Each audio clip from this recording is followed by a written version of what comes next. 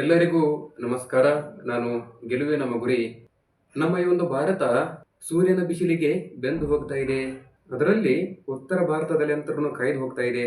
ಯಾಕಂದ್ರೆ ನೀವು ಕೆಲವೊಂದಿಷ್ಟು ನಗರಗಳಲ್ಲಿ ನೋಡಬಹುದು, ಉಷ್ಣಾಂಶದ ತಾಪಮಾನ ಎಷ್ಟಿದೆ ಅಂದ್ರೆ 46 ಡಿಗ್ರಿ ಸೆಲ್ಸಿಯಸ್ನಿಂದ 50 ಡಿಗ್ರಿ ಸೆಲ್ಸಿಯಸ್ ವರೆಗೂ ಈ ಒಂದು ಬಿಸಿಲಿನ ತಾಪಮಾನ ಗಡಿಯನ್ನು ಮುಟ್ಟುವಂತ ಒಂದು ಹಂತದಲ್ಲಿನೂ ಇದೆ.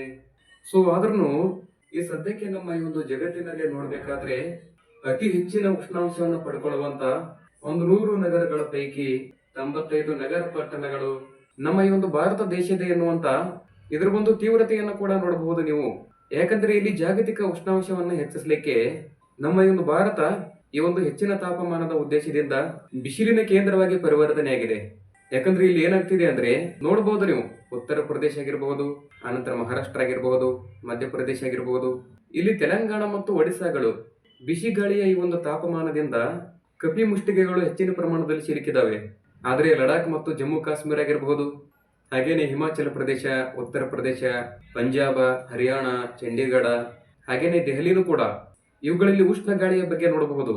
ನಮ್ಮ ಈ ಒಂದು ಭಾರತದ ಹವಾಮಾನ ಇಲಾಖೆ ಇವೆಲ್ಲ ರಾಜ್ಯಗಳಿಗೂ ಒಂದು ಎಚ್ಚರಿಕೆಯನ್ನು ಕೂಡ ಕೊಟ್ಟಿದೆ. ಇದೇ ಈ ಒಂದು ಪರಿಸ್ಥಿತಿಯಲ್ಲಿ ಈ ಒಂದು ಬಿಸಿಲಿನ ತಾಪಮಾನ ಇನ್ನೂ ಮುಂದುವರಿಯಲಿದ್ದಾವೆ ಎಂದು ಹವಾಮಾನ ಇಲಾಖೆ ಒಂದು ವರದಿಯನ್ನು ಕೂಡ ಮಾಡಿದೆ. ಯಾಕಂದ್ರೆ ಮುಂಗಾರು ಪೂರ್ವ ಮಳೆ ತಡ ಆಗಿರುವುದರಿಂದ ಒಣ ಮಾರುತ, ಆನಂತರ ಶುಭ್ರ ಆಕಾಶ ಇವೆಲ್ಲವೂ ಕೂಡ ಉಷ್ಣಾಂಶದ ಹೆಚ್ಚಳಕ್ಕೆ ಹೆಚ್ಚಿನ ಪ್ರಮಾಣದಲ್ಲಿ ಕಾರಣಗಳಾಗಿದ್ದಾವೆ.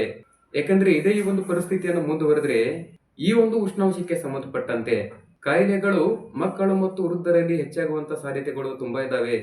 ಆದರೆ ಈ ಒಂದು ಬಿಸಿಲಿನ ತಾಪಮಾನ ಹೆಚ್ಚಾಗ್ಲಿಕ್ಕೆ ಕಾರಣ ಏನಂದ್ರೆ ಕೆಲವೊಮ್ಮೆ ಏನಾಗಿರುತ್ತೆ ಅಂದ್ರೆ ನಮ್ಮ ವಾತಾವರಣದಲ್ಲಿ ಬಿಸಿ ಗಾಳಿಯನ್ನ ಹಪ್ಪಿಕೊಂಡು ಹೋಗದೇ ಇರುವಂತ ಒಂದು ಪರಿಸ್ಥಿತಿಯನ್ನು ಕೂಡ ಉಂಟಾಗುತ್ತೆ. ಇಲ್ಲಿ ಒಮ್ಮೆ ನೋಡಬೇಕಾದ್ರೆ ಬಿಸಿ ಪಾತ್ರೆಯ ಮೇಲೆ ಒಂದು ಪ್ಲೇಟ್ ಅನ್ನು ಮುಚ್ಚಿಟ್ಟಂತೆ ನಮ್ಮ ಇಡೀ ಒಂದು ವಾತಾವರಣದ ಪರಿಸ್ಥಿತಿಯನ್ನು ಉಂಟಾಗುತ್ತಿದೆ.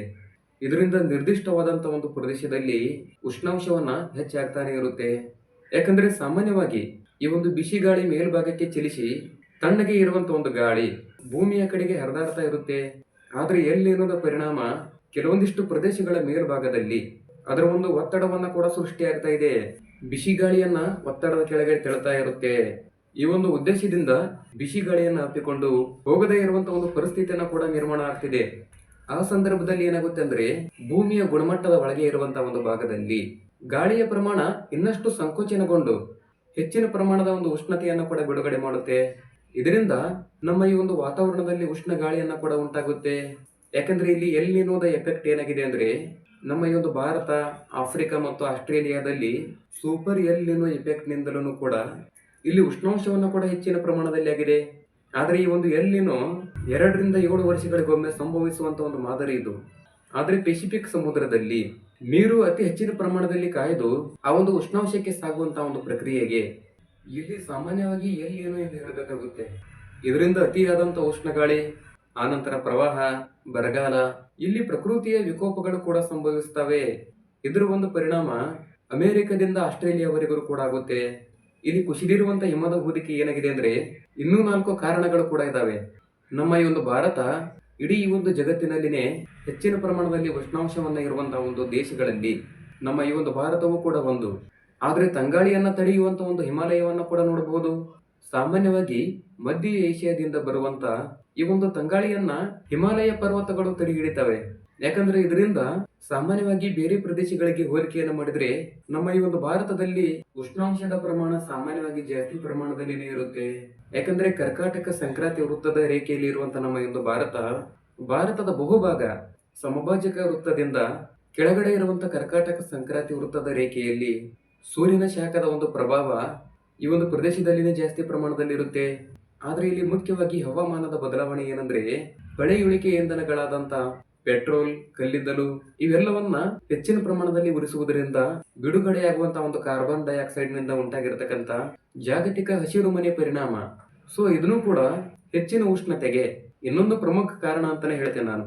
ಯಾಕಂದ್ರೆ ಇದರಿಂದ ಸರಾಸರಿ ಪ್ರಮಾಣದ ಉಷ್ಣಾಂಶದಲ್ಲಿ ಏರಿಕೆಯಾಗ್ತಾನೆ ಇರುತ್ತೆ. ಆನಂತರ ನಗರದ ಉಷ್ಣ ದ್ವೀಪದ ಎಫೆಕ್ಟ್ ನೋಡಬಹುದು. ನಗರೀಕರಣವನ್ನ ಹೆಚ್ಚಾಗಿ ಇಲ್ಲಿ ಮುಖ್ಯವಾಗಿ ಅರಣ್ಯ ಪ್ರದೇಶವನ್ನು ಕಡಿಮೆ ಆಗುವಂತ ಸಾಧ್ಯತೆ ತುಂಬಾ ಕಡಿಮೆ ಆಗ್ಬಿಟ್ಟಿದೆ. ಇಲ್ಲಿ ಇದನ್ನು ಒಂದು ಕಾರಣ ಅಂತಾನೆ ಹೇಳ್ತೇನೆ ನಾನು. ಆನಂತರ ಅರಣ್ಯ ಪ್ರದೇಶದಲ್ಲಿ ಕೆಲವೊಂದಿಷ್ಟು ಸಂದರ್ಭಗಳಲ್ಲಿ ಕನಿಷ್ಠವಾಗಿ 3 ರಿಂದ 5 ಸೆಂಟಿಗ್ರೇಡ್ ವರೆಗೆ ಉಷ್ಣಾಂಶವನ್ನು ಕೂಡ ಹೆಚ್ಚಿನ ಪ್ರಮಾಣದಲ್ಲಿ ಇರುತ್ತೆ. ಇದನ್ನ ನಗರದ ಉಷ್ಣ ದ್ವೀಪದ ಎಫೆಕ್ಟ್ ಅಂತಾನೆ ಕರಿತೀನಿ ನಾನು. ಏನೇ ಡೌಟ್ ಇದ್ರೂ ಕಮೆಂಟ್ ಹಾಕಿ. ಮುಂದಿನ ಒಂದು ಮಾಹಿತಿಯಲ್ಲಿ ಮತ್ತೆ ಸಿಗ್ತೀನಿ. ಎಲ್ಲರಿಗೂ ಧನ್ಯವಾದ.